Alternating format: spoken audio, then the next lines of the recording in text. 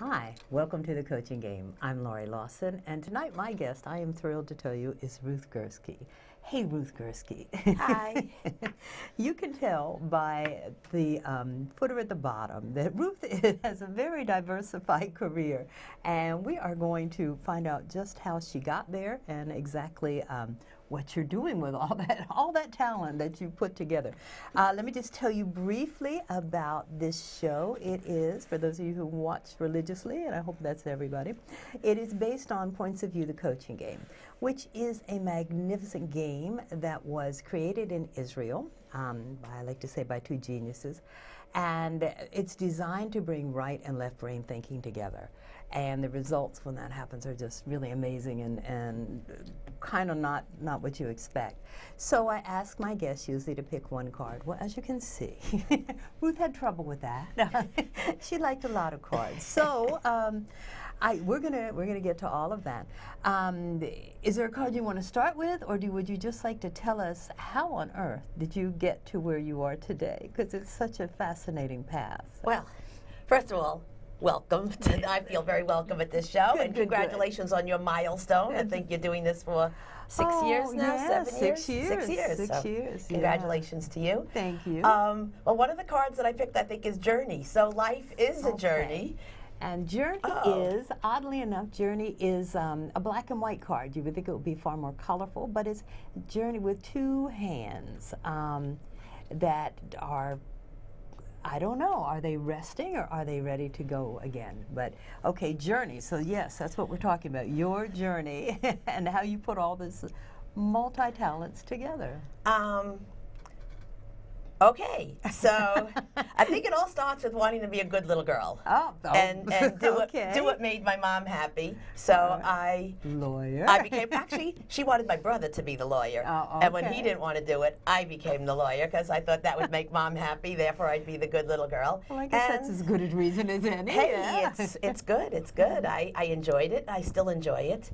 Do you specialize in any particular field? Now I am doing real estate law, so I represent buyers and sellers at that transitional moment when they are getting their first apartment or moving up to another apartment or a home or something like that. So I help them in that transformational journey of buying and selling real property in New York. And I also do wills and estates. So that's another transformational moment, and I'm very good at hand-holding. And, you know, because it is scary thinking about all transition is scary because it involves change, and we just cling so tightly to things that we're familiar with. Even apartments we hate. It's like it took me forever to get out of my studio apartment because the rent was so good. It's like, come on, you have to be an adult sometime. But yes, so good. I'm glad you're out there doing that. So I'm doing that. I was doing litigation, but that kind of didn't become my journey anymore, being litigious and always having to fight.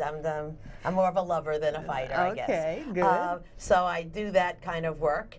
And then I literally got a telephone call from Amsterdam one year while I had an office in 1997 to start an organization or restart an organization in New York. And you know, you get that call, and it turned out not to be a phony call, but a real thing. and I did it. I started the organization. I took classes at NYU in their continuing education program, and I got my certificate in nonprofit management. And as I was going through that part of my journey, I realized I love fundraising. I love working with nonprofits. That's my passion, another one of my cards that I picked. And, you know, you need to follow your passion. So that's when I brought my practice down to the real estate and the wills and estates, because that's very doable. Litigation is too long of a journey for people. It's a 5-6 years until you get to trial or get to a settlement on a big case. And you're right, it's contentious. And it's contentious. Like you have to be in fighter mode all the time. Right. Even if you're on the other side, you still have to be in fighter mode. Both sides are, I've worked both sides, and both sides are in fighter mode. So tell me a little bit about this now. You said passion. Now we move to passion. I'll hold up the passion card, which is quite colorful, and it's just really passion fruit that everybody gets to pick from, and it's the person looks like they're enjoying it, so that's colorful. So tell me a little bit about nonprofit. Okay, I just want you to know, I picked passion fruit. I picked this as being like Dunkin' Donuts, those little munchkins, but I'm just saying, you know, that's me. I love it. Okay. Well, if that's your passion, and that would No longer my that would passion. far more appeal to me than passion fruit. But if we're going to be honest, and I guess we must, I yes. don't even know what a passion fruit looks like. Okay, so What is nonprofit management? Because Well- I've worked my whole life almost in nonprofit, and God knows they could use management. They could, and that's become a legitimate field. it really has. When I was first starting out, what I did was I contacted a whole lot of my friends when I was wondering if this was the right thing for me. And I knew many friends who were development directors, executive directors, and I interviewed them, not on tape, over breakfast or lunch, picked their brain, like, how did you get to be the director? And at this point, there were no, you know, those of us of this age, there was no career in nonprofit management. You didn't go to No, not college at and all. say, I want nonprofit management. You know, you went, you were a doctor, a lawyer, you know, English major, you're a journalist major. Or you worked nonprofit, worked- and nobody was really sure what that was. Right. Which But used to none of always these make people- me angry No, because there's none a of the lot people work. I talked to worked in nonprofit before they worked in nonprofits and, you know, took on leadership roles. Some of them volunteered and did, you know, various things for organizations. But just about everybody I spoke to, and I went through my list, and then many of them said, oh, you need to speak to so-and-so. And then I got like the B list around, and I was like going out and just meeting all kinds of wonderful people. And I realized, like, this could be my passion, because I love asking people for money.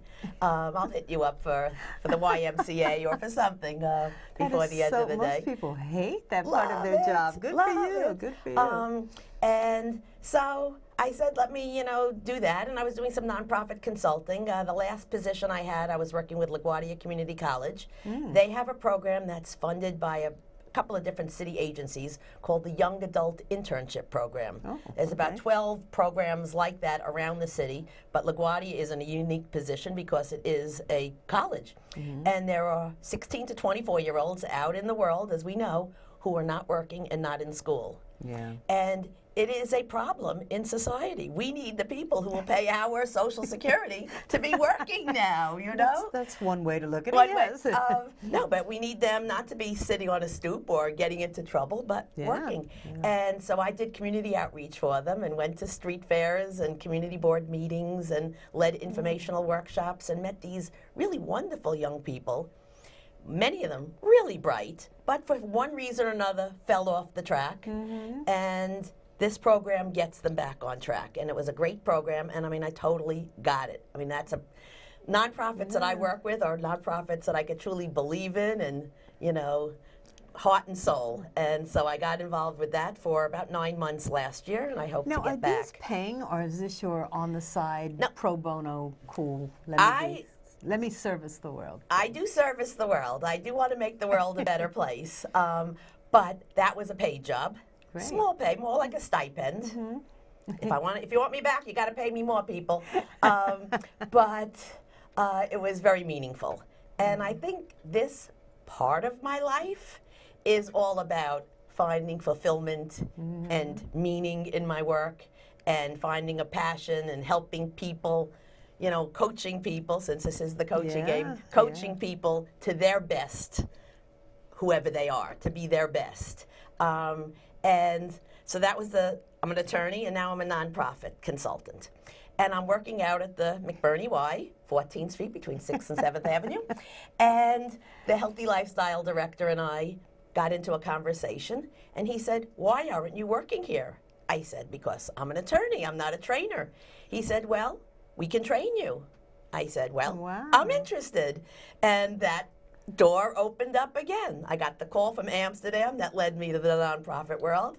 I got the call from this Healthy Lifestyles Director that opened me up to personal fitness and eventually personal training and group exercise instructor. And I'm loving it. It opened a whole another world to me. Well, I'm thinking the message here is answer your phone when it rings. Answer your phone. Oh, listen, when the doors open, even if you didn't even know there was a door there, that there was a wall with an opening, look at it and think about it. Is this something? Yeah. Because another one of my cards is everything is possible. And we can see that it is. And she's like blowing the dandelion. Remember when we used to do that and it would be a wish, make a wish or something? I love don't doing know. that. My father hated when we did that because it Yeah. created more dandelions. But that does show, Created more dandelions, yeah. one little, a little puff of air, a little blow, and creates Yeah. seeds. That's what it is. It's spreading the That's it. seeds. Yes, exactly. So Planting. I call it planting the planting seeds and seeds, sowing yeah. the seeds, whatever. We're not farmers. Well, what let do me we know? ask you, because no, not New York City, we sure aren't, but I find that I have that same tendency. It's like everything is an opportunity, and someone asks me to do something, like, sure, And then how do you temper that, or do you temper that? Because I found that last year it was like I was just doing too much. I was having fun doing everything I was doing, with the exception of one thing. But it was like, oh my gosh, I'm out of energy. So how do you temper that, or do you? Well, first of all, I'm very high energy, and I inherited that from both of my Really? parents. No. Did you notice that? Just a touch, yeah. So very high energy, but even I have to say no sometimes, or look at my schedule and just say, this is a little too crazy. Or what normally happens is I'll get a cold, and all of a sudden I'm canceling all my evening activities and anything that's non-essential.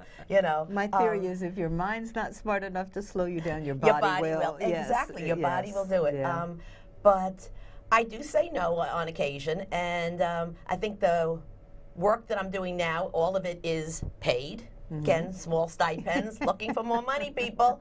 But right now it's all meaningful. Right. And I do work for one nonprofit as a volunteer, and that I do major volunteer work. They couldn't afford my hourly pay, and that's with Hadassah, the Zionist Women's Zionist Organization of America. And we have projects in Israel that we support, and we have programs in the United States that I'm very much involved with, advocacy, national chair of the National Center for Attorneys Councils. And is this more women advocacy, or is it? We advocate for women's issues, children's issues, health, obviously support of Israel. Right.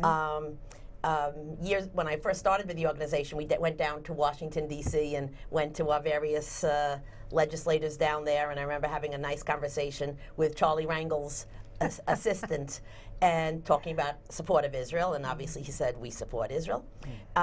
We were also advocating at that time for a bill that eventually, I think 6 years later, got passed, and that was the Genetic Non-Discrimination Act. So let's say you do have a test for the BRCA gene for breast cancer or some other genetic test, and it turns out that, God forbid, you do have that gene. Doesn't mean necessarily you're going to get the cancer, but you have the gene. At that time, before the legislation was passed, insurance companies could disavow any knowledge of you. Employers can fire you. Pre-existing, and that is not a good place to be, because then you won't get tested. And, testing and knowledge is power. Sure. So it was a real two-edged sword, whether or not people were going to do it. So we spoke to Charlie Rangel's assistant, and it was very exciting to kind of be there and talk about it. And then 6 or 8 years later, however long it took to finally make it, I said, I played a part in that, and that was exciting to do that. And I said, if I was 20 years old, I'd be a lobbyist.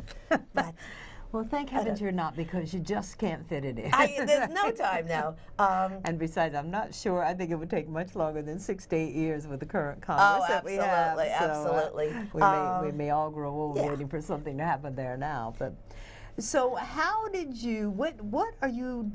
Are these interconnected? This nonprofit and this personal trainer and this attorney, or are they 3 separate categories in your life? Well, I think the brain, is made up of right and left sides, and maybe a middle side too. Yeah. And I think everything I do is like pushing each one to be better.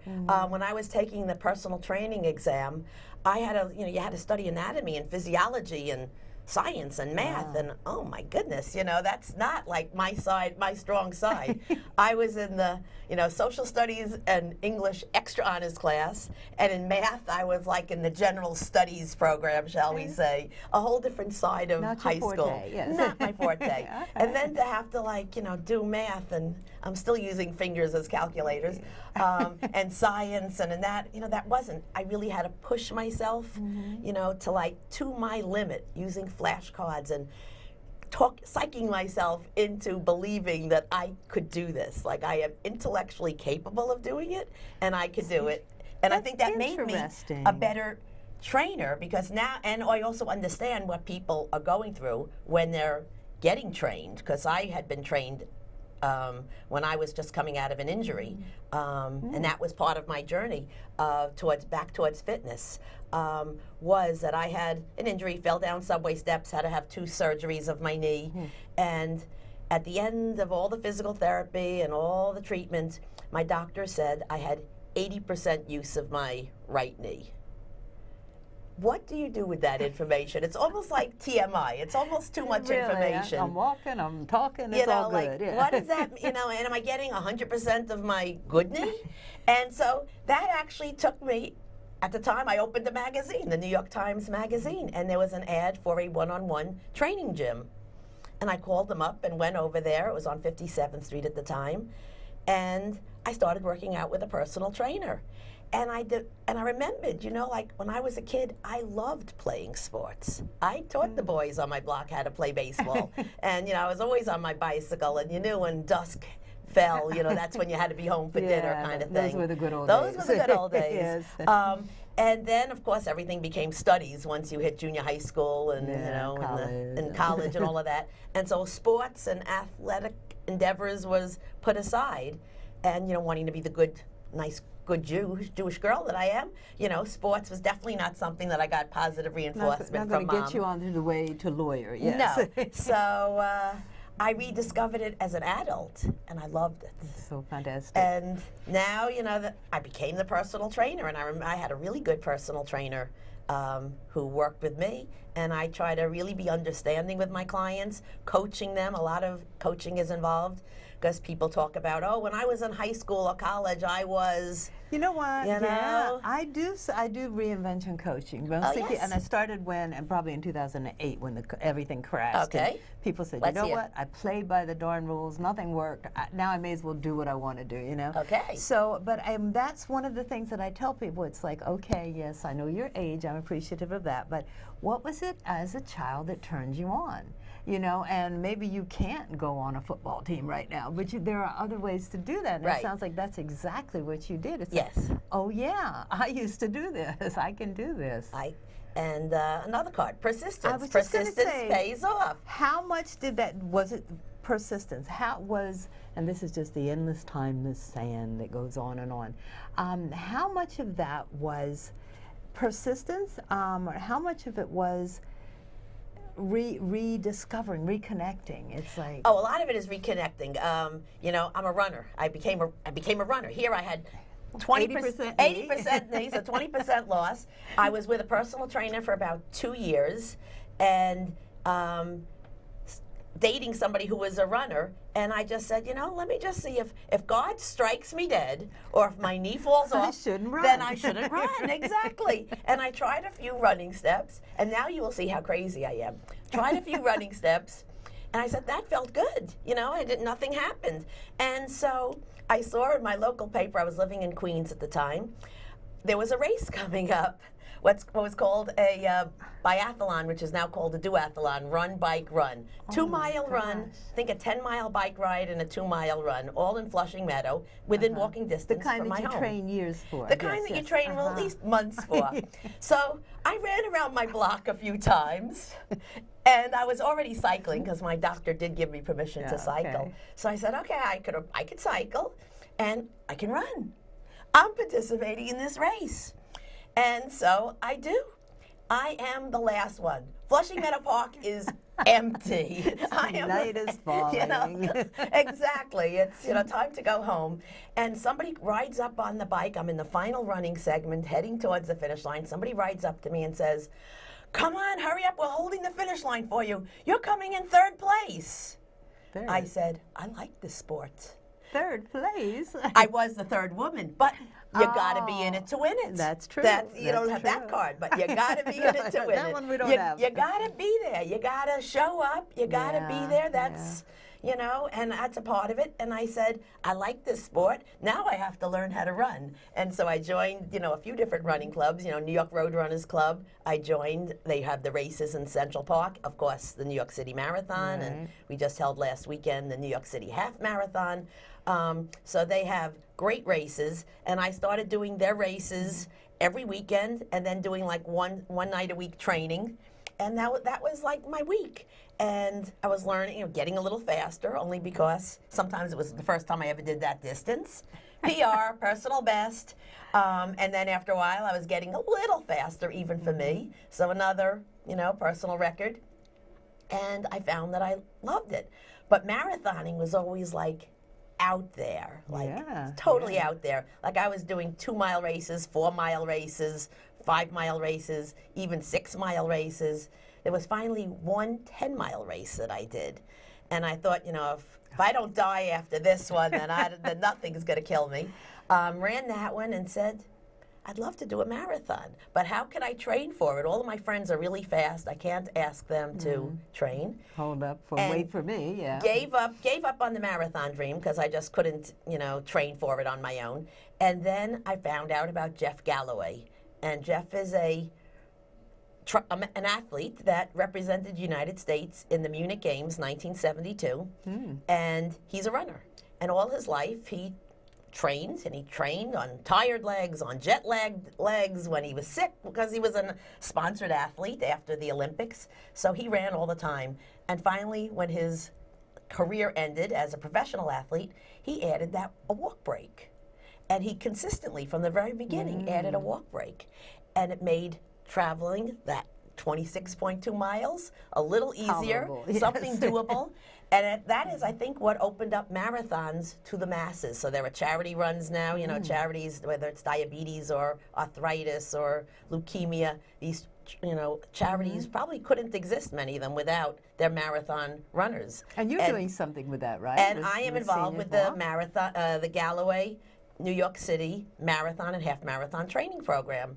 And I tell people, if I could do it, you could do it. Are there any restrictions on that? Do you have to be a certain age? No. Or? Oh, please, no age restrictions. The only thing you need to do from when we meet starting in May is be able to run 3 miles. Either run straight or run walk. And then we take you to 26 miles if you want to do a marathon, or 15 miles if you want to do a half marathon, which is 13.1 miles. And it's really something. It's really something. And when I did my first marathon, it was 1999, I didn't quite believe that I could do it. I was trained. You know, I did the program. And I remember I was doing it in Washington, D.C., the Marine Corps Marathon, it's called. And I called my mom the night before, and she said, Ruth, if you get tired, you could drop out.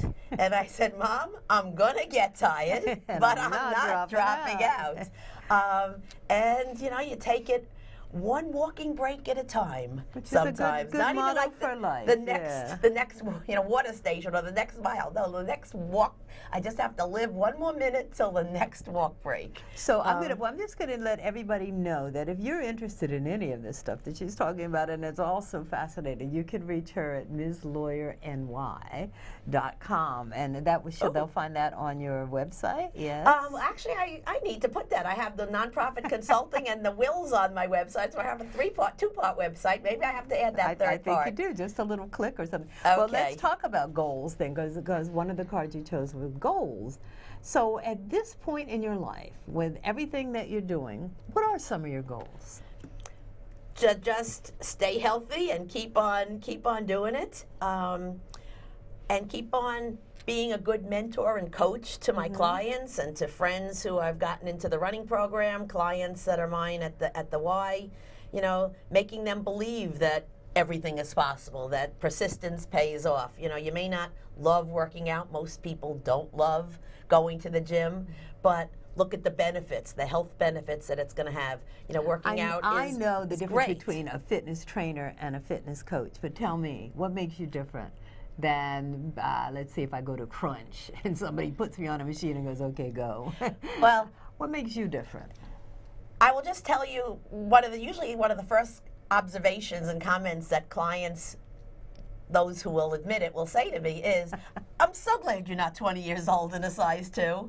And even when I was 20 years old, I wasn't a size 2. Yeah, I don't think I've ever seen 2. But I get, where they're coming from. And it's scary when you're ready to start that transformation process. And some of them are doing it because they want to. Some of them are doing it because their doctors told them to, or whatever. So different people are on this journey for different reasons, making this transformation. Some have very unrealistic expectations. So they set their goals, like based on The Biggest Loser. Those people who live at that ranch and get Jillian as their trainer, and live there and eat 40 there. pounds a week, Exactly. That's not going to happen. That's not going to happen. But you can, if you want to drop 40 pounds, say it will take you 6 months and plan for 6 months and, know that it's not going to happen in that season on TV where that happens to those big One loser of my taglines is, people. actually my favorite tagline is, life is not a destination, it's a journey, enjoy the journey. And I just get, I can tell with your attitude that you're probably, whatever they're doing, you're making it fun and you're putting enthusiasm and everything. So I can see where that would be different, because it's daunting to go to a gym, and you're right, everybody's doing everything fast and quick, and it's like, really, that's not my group. Yeah. And I also share with people, everybody at the gym had to learn to use that equipment. Like nobody was born, popped out of the womb, and knew how to turn a treadmill on. And knew how to lift weights properly. And my big thing is, especially, well, for everybody, not even anybody who's a senior, but everybody has to learn proper form. I don't care so much as the number, how many pounds you're lifting, but are you doing it properly? Right. Because even my 20-year-old and 30-year-old clients, I say, trust me, your 50-year-old self will appreciate it if you don't injure yourself now. Really think about what you're doing now that you're healthy. I had one 20-something client who sent me an email, I think the day or two after we worked out, and he said, something's wrong with my workout. I'm not in pain. And of course if he was in front of me, I would have probably chuckled a little bit, and I said, okay, I can't say you're an idiot. Well, you could. Where were you coming from? But I think what he was coming from was, no pain, no gain, or you hear people in the gym, the guys grunting and groaning, and they sound like they're in pain. Runners look like they're gonna stroke out in a heartbeat. Yeah. That's just us. The last card that we actually got to them, I'm amazed, is gratitude. And I'm going to say right here and now that I am grateful that you decided to come on this show, because your enthusiasm is wonderful. What are you grateful for? We've only got like 40 seconds. Okay, this is my Oprah moment. I am so grateful for life. This life that we have, and then I am trying to use it to the nth degree, using every part of my brain, using my energy and enthusiasm, hopefully to make the world a better place, hopefully to make individuals, one person at a time, making a difference in one person's life, sometimes in a community's life, as in LaGuardia Community College or my work with Hadassah. But everything I do now, I really want to try to make a difference, to help people in their transformations, and just to say, thank you, God. Thank you. I'm thrilled to have you on this show.